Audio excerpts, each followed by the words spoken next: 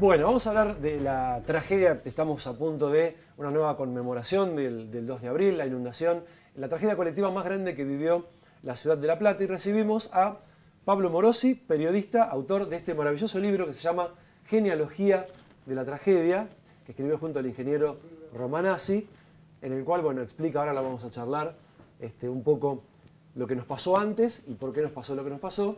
Y tenemos a dos sobrevivientes, permítanme que se los presente así, de la tragedia del 2 de abril, Hugo Gutiérrez y Alejandro Albano. Gracias por venir. ¿Sí?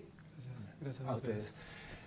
Pablo, en el libro, y a partir de lo que han investigado y demás, han probado que, por ejemplo, la tragedia que pasó en 1930, que no tuvo la magnitud de ahora, fue un poco un antecedente que marca que, bueno, la ciudad es inundable. Algo que por ahí, no sé si lo sabíamos todos. Sí, yo creo que no es que no se sabía, sino que no había un énfasis para enfrentar un dato de la realidad, de la historia de la ciudad, que nace con la ciudad, que tiene que ver con el lugar de localización, y que obviamente es un dato muy negativo, digamos, ¿no?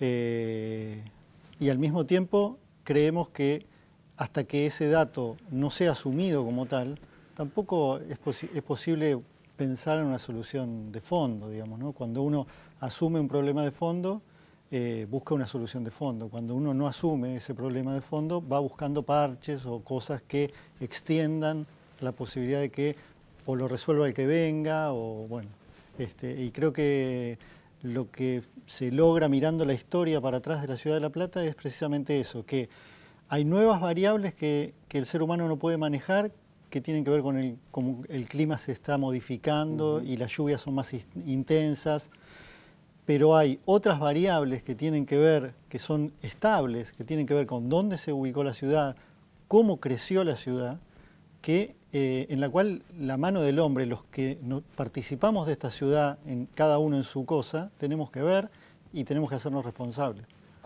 Al exintendente Pablo Obrera le costó en términos políticos mucho, más allá del Twitter, un poco este razonamiento de que la ciudad o estuvo mal elegido el lugar de la fundación de la ciudad, ¿no? Como que llevado a la mesa de café, como que la culpa la tuvo Dardo Rocha por el lugar que eligió.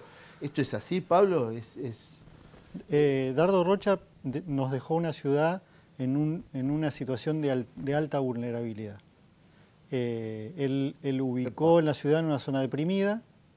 En la primera línea, la 122, si uno mira el cuadrado de La Plata, el margen que da hacia el río de La Plata está apoyado prácticamente en el borde continental. Digamos, todo lo que va hacia el río, de ahí para adelante, para los geomorfólogos, son bañados o tierras ganadas al río. El continente empieza en la 122, por eso viene el tren por ese lugar, digamos, no va por otro lado. 122 y qué sería, para que se ubique la gente. Es todo el lateral de La Plata. Todo el lateral. De 122. Ahí hay desde 90 y pico hasta 30 y pico. Hay un accidente que se llama Albardón, que es una especie de terraplén, que en el río de la Plata se ve de la misma manera en Quilmes, se ve en la Casa Rosada, digamos, y se va pronunciando. De hecho, en el norte del conurbano ya son barrancas. Claro. Y que marca la altura. La puso en ese lugar pensando de que quizá si hubiera una inundación, del único lugar que podía venir era del río de la Plata. Claro. Sin embargo, el cuadrado, que estratégicamente se puso en ese lugar de la forma más cercana y directa al puerto, y eso tiene que ver con el modelo de país que había en la Argentina, que se hablaba de que el puerto era mejor que el de Buenos Aires. No pensó del agua que venía de atrás. La implantó y había 3 arroyos adentro del cuadrado. Claro. A Hugo y a Alejandro, es muy obvio preguntarles qué sienten a medida que se acerca el 2 de abril, pero por ahí se las traslado.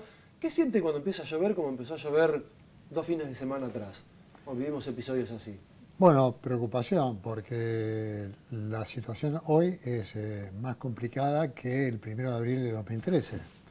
¿Por qué es más complicada? Porque la estrategia de ejecución de las obras por parte del Ministerio de Infraestructura en su momento fue un abordaje al 100% de esta primera etapa de obras.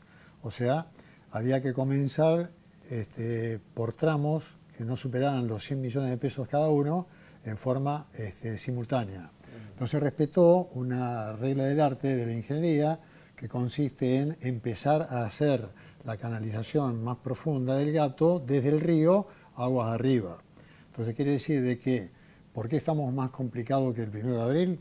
Porque las obras han avanzado muchísimo, hay tramos que han sido terminados, que estamos en el 90% de avance real, pero ha habido interferencias que nos sorprende muchísimo que en los pliegos de condiciones no hayan sido detectadas, como son, por ejemplo, que se adjudicaron obras con gente a la vera del Arroyo del Gato, cuando el contratista ya había asumido la ejecución de la obra.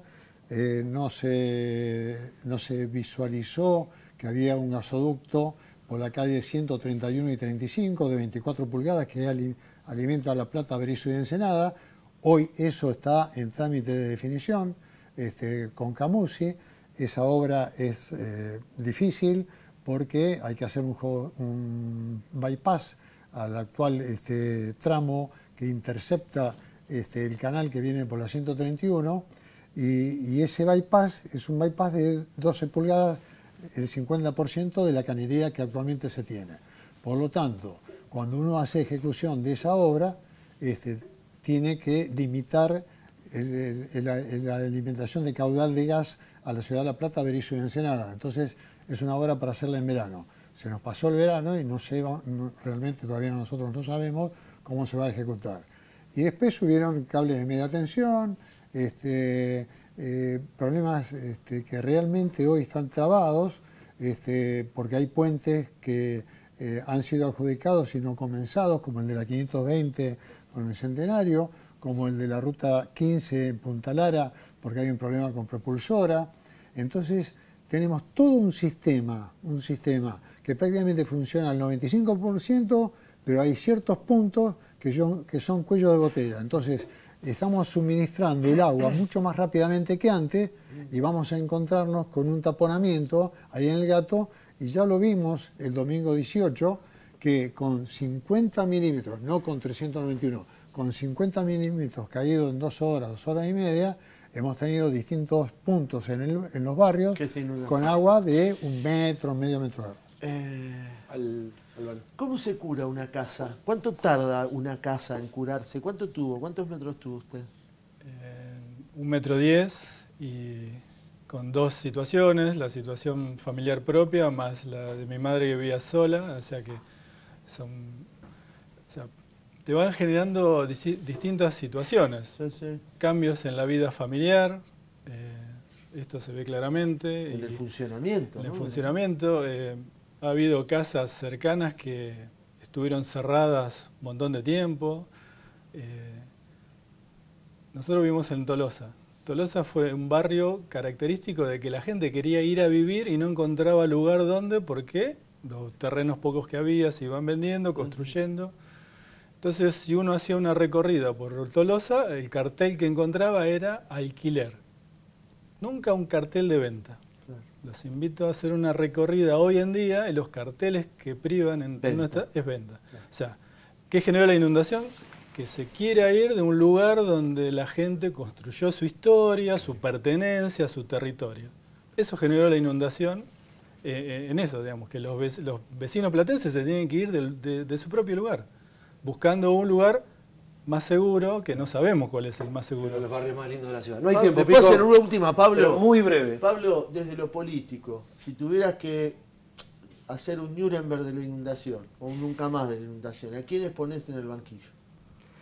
No, si querés no des nombre, pero por lo menos... Yo creo que hay algunos factores que son importantes para entender. La interrupción de los periodos democráticos, el deporte argentino de empezar todo de nuevo, son todos elementos que en los sucesivos gobiernos tuvieron que ver en que no se resolvieran estos problemas, porque estos problemas no los resuelve una gestión de 4 años, ni de 6. Necesitas una política de Estado que exceda esa cantidad, digamos.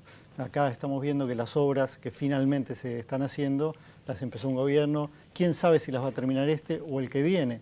Bueno, tiene que haber una política de Estado hidráulica para la problemática de la ciudad, digamos, que tiene que exceder los gobiernos. Y todos los gobiernos, con sus más o con sus menos, han tenido sus fallas, porque si no, no se llega, digamos, ese también fue el origen del libro, digamos, decir, esto que pasó este día no puede haber ocurrido de un día para el otro. Gracias a los tres y ojalá que nunca más se repita la tragedia. Brevemente estamos cerrando el programa. Brevemente, no hay obra hidráulica que neutralice el 100% de caída de lluvias. Por lo tanto, a las obras estructurales hidráulicas hay que agregarle las obras no estructurales. Y las obras no estructurales son los planes de alerta y planes de contingencia de competencia neta de la Intendencia. Lo que quiero decir con todo esto es que estas obras que se están haciendo neutralizan solamente un 10% de altura de la caída del agua y evacúan el agua en un 50% más rápido. Pero a estas obras hay que agregarle la segunda etapa que el Ministerio de Infraestructura tiene desde septiembre de 2015 estudiado por una consultora y que no se resuelve y que son obras que hay que hacer dentro del casco urbano. Esto es muy importante. Ojalá que se realice. Y lo último, digamos, por favor, no tengo tiempo. No, es el 2 de abril, 18 horas, Plaza Moreno, que la gente vaya y que ejerza ese sentimiento, la memoria, ¿sí? Que en la calle, no olvidar, y hay que estar en la calle, por eso 18 horas, Plaza Moreno. Adherimos a eso. Pablo, ¿dónde se compra el libro?